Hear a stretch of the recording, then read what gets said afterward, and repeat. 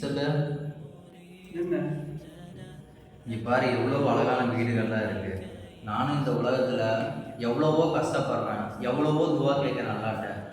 ஆனால் அல்லாஹ் வந்து எனக்கு ஒரு ஆசை இருக்குது, ஒரு வீடு நல்லபடியாக ஒரு பெரிய வீடு கட்டணும் அப்படின்னு ஒரு ஆசை இருக்குது.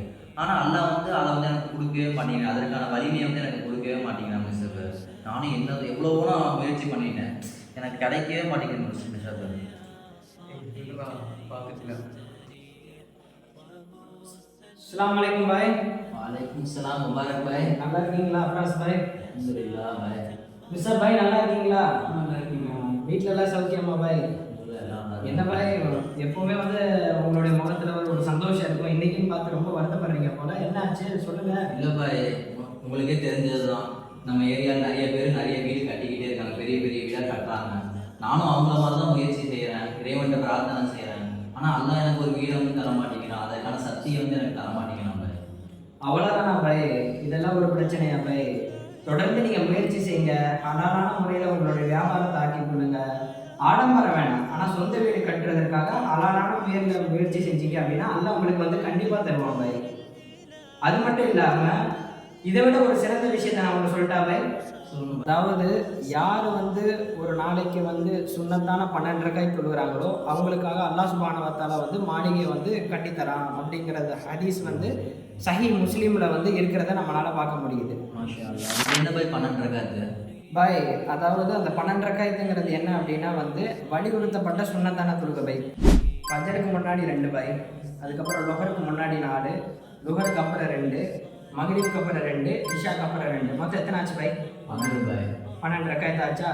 யார் இதை வந்து தொடர்ந்து ஃபாலோ பண்ணுறாங்களோ அவங்களுக்கு அல்லாஹ் தஆலா வந்து சொர்க்கத்தில் வந்து ஒரு அழகிய வந்து ஒரு மாளிகையை வந்து கட்டித்தரான். மாஷா அல்லாஹ். என்ன பாய் சொல்றீங்க, நிஜமாவா?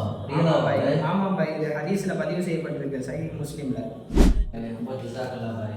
ஏன்னா இவ்வளோ நாட்டில் வந்து நான் எப்படி இருந்தேன்னா, இந்த உலகத்தில் ஒரு வீடை கட்டணும், இந்த உலகத்தில் மற்றவங்க முன்னாடி சிறந்தவனா பெரிய வீடை கட்டிட்டு நான் இருக்கணும் அப்படின்னு தான் பாய் நினச்சேன்.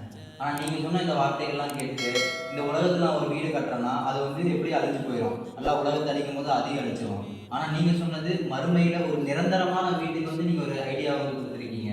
ஆனால் இனிமேல் இந்த ஹதீஸ் வந்து என்னோடய வாழ்க்கையில் வந்து நான் பயன்படுத்துவேங்க. இந்த உலகத்தில் நான் எப்படி கஷ்டப்பட்டாலும் சரி, இந்த உலகத்தில் எனக்கு ஒரு வீடு கிடைக்கலனாலும் சரி, மறுமையில் அந்த வீடுக்காகவும் அல்லாஹ்வுடைய பொறுப்புக்காகவும் நான் இனிமேல் இன்ஷா அல்லாஹ் செயல்படுவேங்க. ரொம்ப நன்றி பாய். ஜஸாக்கல்லாஹ் பாய், ஜஸாக்கல்லாஹ். சொன்ன ஒன்றுமே நீங்கள் வந்து புரிஞ்சுக்கிட்டீங்க, ரொம்ப சந்தோஷமாக இருக்கு எனக்கு. ஆனால் புரியாதவங்க எத்தனையோ பேர் இருந்துக்கிட்டு தான் பாய் இருக்கிறாங்க. என்னோட ஆசை என்னன்னா, நான் ஒரு விஷயத்தை இப்போ நான் சொன்னேன், இந்த ஹதீஸை சொன்னேன்ல, இது நீங்கள் வந்து எல்லாத்துக்கும் வந்து யாரெல்லாம் வந்து வீடு கட்ட முடியாமல் வருத்தப்பட்டு இருக்கிறாங்களோ அவங்களுக்கெல்லாம் இந்த ஹதீஸை சொன்னீங்க அப்படின்னா அது அவங்களுக்கு ஒரு நற்செய்தியாக இருக்கும். எனவே நீங்கள் இதை வந்து நீங்கள் செய்யுங்க இன்ஷா அல்லாஹ். ரொம்ப நன்றி பாய். நீங்கள் எனக்கு எட்டி வச்சதை நான் வந்து மக்கள்கிட்ட எல்லாத்துக்கும் இன்ஷா அல்லாஹ், இன்ஷா அல்லாஹ். மிக்க இஸ்லாமிய நல்லுள்ளங்களே, இந்த உலக ஆதாயங்களை நாம் மறந்துவிட்டு இதற்கு நாம் முக்கியத்துவம் தராமல் அல்லாஹ் நமக்காக சுவனத்தை உருவாக்கி வைத்திருக்கின்றான். அந்த சுவனத்திற்காக, அந்த சுவனத்தை நான் அடைய வேண்டும் என்பதற்காக நாம் செயல்பட்டோம் என்று சொன்னால் இவ்வுலகத்திலும் நம்மை அல்லாஹ் சிறப்பாக வாழ வைப்பான், மறு உலகத்திலும் நம்மை சிறப்பாக வாழ வைப்பான். அப்படிப்பட்ட பாக்கியத்தை வல்ல இறைவன் நம் அனைவருக்கும் தந்தருள் புரிவானாக. அஸ்ஸலாமு அலைக்கும் வரஹ்மத்துல்லாஹ்.